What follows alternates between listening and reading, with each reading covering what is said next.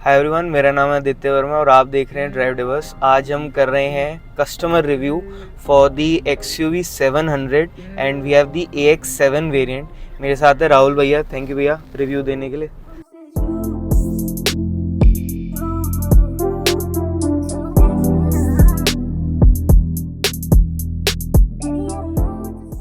और भैया और मैं आज इसके बारे में डिस्कस करेंगे। भैया को कितना टाइम हो गया भैया आपकी गाड़ी लिए हुए?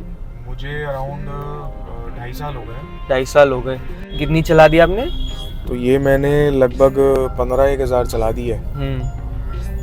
तो यूजुअली वैसे कम चलती है मेरी। हाँ, बट जितनी भी चली है मेजरली 90% ये हाईवेज पे ही चली है। हाईवेज पे चली है। हाँ जी। फिर मैनुअल, आप ये एक्चुअली मैनुअल है पेट्रोल में। हाँ तो जी। मैनुअल फिर आपके लिए मतलब ठीक ही रहा, क्योंकि अगर हाईवेज पे चली है तो। हाँ, मैनुअल एज सच कोई इशू नहीं है, बट थोड़ा सा लगता है सिटीज में कि ऑटोमेटिक होती तो बढ़िया था, but so far so good है। मैं हाईवे पे मतलब एवरेज वाइज भी अच्छा है और ठीक है। मतलब मुझे कंफर्ट, अगर पुल भी चाहिए होता है, अगर एक्सेलरेशन भी चाहिए या ओवरटेक के लिए, तो मैनुअल इज बेस्ट। 2022 में ये तब शायद लॉन्च हुई थी और आपकी फर्स्ट बैच की है ये। 2021 अक्टूबर में लॉन्च हुआ था इसका एंड डिलीवरीज आई गेस नवंबर या दिसंबर में इन्होंने स्टार्ट कर दी थी। तो मुझे फरवरी में ये गाड़ी मिली थी। मैंने अक्टूबर को ही बुक कर दी थी। अक्टूबर में ही आपने फर्स्ट फर्स्ट जो इनका शोरूम में था, तो उसी में मैंने टेस्ट ड्राइव ली और इसको उसी टाइम मैंने बुक कर दिया था। एंड जो फर्स्ट लॉट लेके आपने बुक करा फिर? हाँ जी, जो फर्स्ट लॉट 25,000 इनिशियल प्राइस में था इनका कुछ, तो उसी में मेरे को गाड़ी अलॉट हुई थी। हाँ जी। तो अब जैसे आपने इसको 15,000 किलोमीटर चला लिया, जब आप परचेज करने गए थे 2022 में, कौन सी और गाड़ियाँ आपने और देखी थी इसके अलावा? मैंने टाटा सफारी देखी थी और MG हेक्टर देखी थी। हाँ, अगर ये तब तक लॉन्च हेक्टर प्लस या प्लस क्योंकि मुझे रिक्वायर्ड था 6 या 7 सीटर ही। अच्छा। तो मुझे बड़ी गाड़ी चाहिए थी।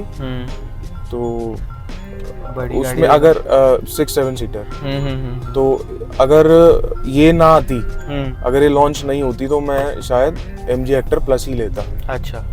Over Tata safari. हाँ, क्योंकि उसमें कुछ फिट एंड फिनिश के इश्यूज लगे मुझे देखते ही फर्स्ट ग्लांस में। अच्छा। तो उस हिसाब से फिर अब जो आपने डिसीजन लिया वो आपके ये सबसे उन तीनों में से सबसे बेस्ट थी ये गाड़ी। तो मुझे लगा कि ये लेटेस्ट है, टेक्नोलॉजी अच्छी है, comfort wise, space wise, engine wise and everything was very good, attractive. इसका प्राइस बहुत अच्छा था। तो कितने की पड़ गई थी आपको ये? तो ये मुझे अराउंड 22.5 लाख रुपए की पड़ी थी। 22.5 लाख की बहुत बढ़िया प्राइस पे मिल गई थी फिर आपको। AX7 वेरिएंट मेरे हिसाब से बेस्ट आपने टॉप वेरिएंट में लिया है। हाँ जी। क्योंकि ऊपर आप जाते तो वो 3-4 वो 360 डिग्री कैमरा वगैरह मिलता। वो गिमिक फीचर्स होते हैं। आप 5 साल बाद वो कभी चल नहीं रहा है, कभी कुछ हो रहा है। एक्चुअली रीजन ये भी था कि एक तो रीजन ये था कि मेरे जितने फीचर्स रिक्वायर्ड थे वो इसमें थे। इनफैक्ट ज्यादा ही थे। अच्छा। जो आपको फीचर्स रिक्वायर्ड होंगे वो X5 में भी पूरे हो जाएंगे। जैसे सनरूफ होगी, इंफोटेनमेंट हो गया और मतलब जो बेसिक चीजें हैं वो सारी हैं X5 में भी। बट थोड़ा लग्जरी लगता है अंदर से इसका AX7 का इंटीरियर। हाँ, लेदर इंटीरियर्स मिल जाते हैं। जी। और दूसरा उस टाइम ये था कि जितना आप वेरिएंट वाइज ऊपर जाते रहेंगे उतना वेटिंग ज्यादा थी। जैसे AX5 और जल्दी मिल रही थी मुझे, AX7 का थोड़ा सा वेटिंग था एंड AX7L और ज्यादा वेटिंग पे थी। ये कितने टाइम में मिल गई थी वैसे आपको? अक्टूबर में बुक कराई थी? हाँ, 2-3 महीने में दे दी थी। 2-3 महीने में दे दी? 3-4 महीनों में। हाँ, बढ़िया। और अब जैसे इसको आपने इतना चला लिया है, ओवरऑल एक्सपीरियंस कैसा रहा है? क्योंकि जो फर्स्ट लॉट की कार्स कहते हैं यूजुअली, ये थोड़ी महिंद्रा ने मतलब कह लो टेस्ट वाली होती हैं। हाँ। मतलब कुछ ना कुछ तो आता ही है रिकॉल इसमें। अभी तक कैसा एक्सपीरियंस रहा है आपका? यूजुअली मेरे फ्रेंड से भी मेरी बात होती है, जैसे कि गाड़ी को लेके, तो यही क्वेश्चन होता है उनका भी कि महिंद्रा के फर्स्ट लॉट में प्रॉब्लम आती है। बट सच में मुझे कोई दिक्कत नहीं आई अभी तक कोई ऐसा कोई प्रॉब्लम नहीं, कोई इशू नहीं। सर्विस के अलावा भी ये गई हो सर्विस स्टेशन? कोई प्रॉब्लम नहीं आई मुझे किसी भी चीज को लेके। बढ़िया है। बढ़िया है। और एक आपने इसको मतलब कितना अभी वैसे रन करा है हाईवेज वगैरह पे एक स्ट्रेच में? मैंने अराउंड 700-800 किलोमीटर चलाई होगी। 700-800 किलोमीटर वन गो में, वन डे में आप कह सकते हो, 2-3 घंटे का ब्रेक जैसे लिया। ओवरऑल कंफर्ट कैसा रहा है गाड़ी का अलग हाईवे पे अगर हम देखें तो? इसका सस्पेंशन बहुत ही अच्छा है, बहुत अच्छा है। अगर हाई एकदम बेस्ट, बिल्कुल पता ही नहीं चलता कुछ भी। आप बड़े से पॉट होल में ले जाओ गाड़ी को 80 पे, इस गाड़ी में बिल्कुल पता नहीं चलेगा। बढ़िया है। और पावर तो है ही है। पावर तो हाँ ऑफ कोर्स, हाईवे पे तो ये फिर आपके लिए एकदम जॉय राइड की तरह हो जाती है। पावर है और सस्पेंशन अच्छा है, बॉडी रोल ना के बराबर है। दो it's a big car but body roll manageable है, वेल कंटेन्ड। बिल्कुल ठीक है, क्योंकि सस्पेंशन अच्छे हैं और फीचर्स हैं, अच्छी गाड़ी है वो। तो एक्सपीरियंस मतलब लॉन्ग ड्राइव्स के हिसाब से थकान वाला कुछ ऐसा नहीं लगा, इंटीरियर कंफर्टेबल लगे। बिल्कुल ठीक है। अब जैसे इसमें आपने इसकी अभी तक 2 सर्विस करा ली होगी मेरे ख्याल से? हाँ 3 हो गई है मेरी। 3 हो गई हैं, अच्छा। तीनों का एक्सपीरियंस कैसा रहा वैसे? एक्सपीरियंस कह सकते हैं अच्छा था, बट परफेक्ट नहीं कह सकते। It was Okesh and good. ठीक है, मतलब कुछ ऐसा कोई कि कस्टमर सर्विस में उन्होंने कुछ अलग सी बात लगी हो? यूजुअली क्या होता है, मैं वीकेंड्स पे जाता हूँ सर्विस करवाने, और वीकेंड्स पे ओवर क्राउडेड होते हैं सारे सर्विस सेंटर। हाँ। जहाँ पे उनकी कैपेसिटी 50 गाड़ियाँ करने की है, तो उस टाइम पहुंची होती हैं 100-120 गाड़ियाँ। तो उनका जो सारा सिस्टम है वो लैप्स हो जाता है, और फिर वो ये होता है कि फटाफट करें, और ना तो वो टाइमली डिलीवरी कर पाते हैं, ना उनकी क्वालिटी उस चीज में दिखती है, और कुछ ना कुछ गलतियां भी रह जाती हैं जो छोटी मोटी इग्नोर करनी पड़ती हैं। तो अब उस चीज को उन पे भी ब्लेम नहीं कर सकते, क्योंकि ऑब्वियसली वीकेंड है और कस्टमर आएगा। तो बट वैसे मतलब एकदम ऐसा फील होता है कि राजा बना के रखते हैं कि क्योंकि आपने लिया अच्छा तो टॉप वेरिएंट है। हाँ अच्छा है, अच्छा, क्योंकि इनका जो प्राइस ब्रैकेट आप देखेंगे तो गाड़ी इनकी महिंद्रा की 16-17 लाख का स्टार्टिंग, कोई भी गाड़ी इनकी स्टार्ट होती है 16-17 लाख से ही। तो इनका जो कस्टमर है वो अच्छा है, मारुति वाला नहीं है, बट अच्छा है। मारुति तो मतलब तो फिर प्राइस के हिसाब से भी देखो ना। हाँ। तो मारुति तो आपका वो ब्रैकेट में आता है, सिंगल डिजिट। मेजरली सारे कैब ड्राइवर्स वगैरह मिलते हैं वहाँ पे। हाँ। बट इसका नहीं है वैसा। ठीक है, तो मतलब वैसे आपके पास इससे पहले कौन सी गाड़ी चला रहे थे आप? मैं स्विफ्ट चला रहा था, होंडा सिटी थी मेरे पास, और ब्रेजा है, और तो उसके बाद कैसा आपको शिफ्ट लगा? होंडा सिटी आप चला रहे थे? हाँ। रेगुलरली कौन सी बेसिस पे आप जो सबसे ज्यादा चलाते थे वो कौन सी होती थी? मैं होंडा सिटी, स्विफ्ट, डीजल जो VDI था, ZDI, DDIS, हाँ जी, जो उसका इंजन था बहुत ही बढ़िया था। फिएट सोर्स जो था बहुत अच्छा था, उसका तो कोई तोड़ ही नहीं है। हाँ वो तो है।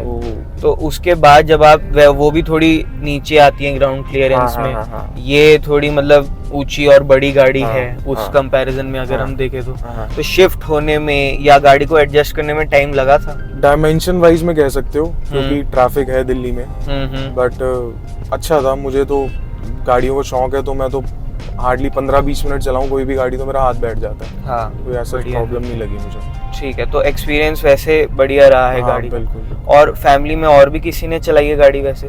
और ब्रदर है मेरे, हाँ जी, वो चलाते हैं, उनको भी अच्छा लगता है। अच्छा जी, तो मतलब एक्सपीरियंस ओवरऑल आपका इस गाड़ी के हिसाब से ठीक रहता है? अच्छा। हाँ। अब प्रोडक्ट अच्छा है, महिंद्रा की सर्विस थोड़ा सा वो इम्प्रूव करने की जरूरत है, बाकी प्रोडक्ट बहुत ही अच्छा है। ठीक है, रिलायबल भी है, अभी तक कोई प्रॉब्लम आई नहीं मुझे गाड़ी में।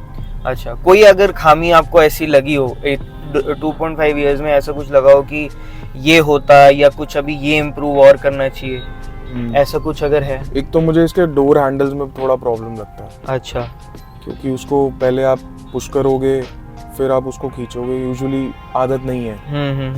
तो नॉर्मल होते तो आगे ज़्यादा बढ़िया था, बट ठीक है, एक लुक पर्सपेक्टिव से ज़्यादा ये अब करते हैं। हाँ, ये तो जो इनकी XUV 500 थी, उसमें भी डिफरेंट डिजाइन था। हाँ, तो इस हिसाब से देखा जाए, बट एक टाइम लगता है इसको अडेप्ट करने। जी।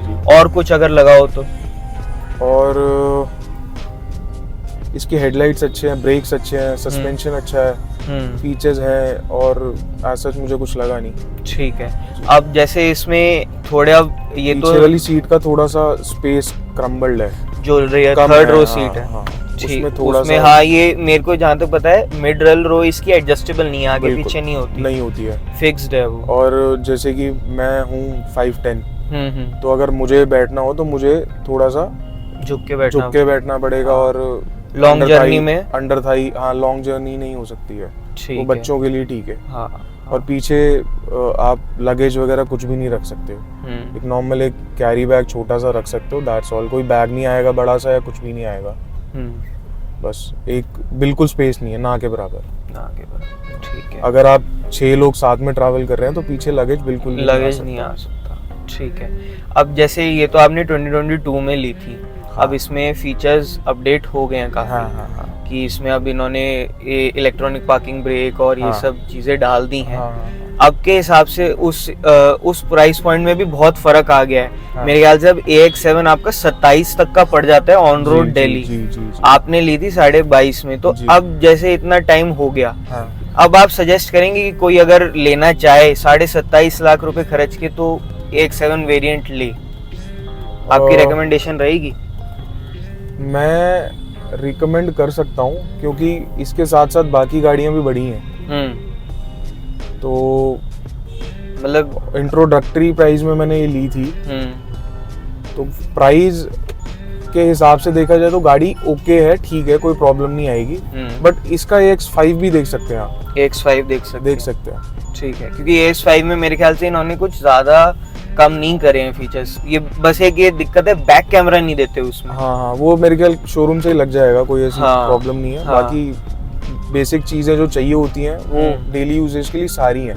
ठीक है, तो मतलब आपके हिसाब से रिकमेंडेशन रहेगा कि अगर कोई लेना बजट कंस्ट्रेन है तो AX5, नहीं तो गो फॉर AX7। वरना अगर मैं कहूँ तो अगर कोई ये ना ले ले, फिर जो आपकी हाई क्रॉस आती है, high cross I guess 30 plus के आसपास जाती है, 30 टॉप वेरिएंट जाता है उसका। मेरे ख्याल से हाइब्रिड आपका अराउंड 28-29 में आ जाता है। अच्छा, हाँ, तो उस हिसाब से अगर हम देखें प्राइस को, तो फिर आप प्रोडक्ट वो भी अच्छा है, टोयोटा है, रिलायबिलिटी है, और लेटेस्ट है, इससे ज्यादा इससे क्या कहते हैं इसके बाद आई है, तो गाड़ी वो भी अच्छी है। मेरे फ्रेंड के पास है, मैंने चलाई है, तो कार इज वेरी गुड। ठीक है, तो इस हिसाब से आप इसको रेकमेंड करते हैं लेने को? हाँ जी, हाँ जी। ठीक है।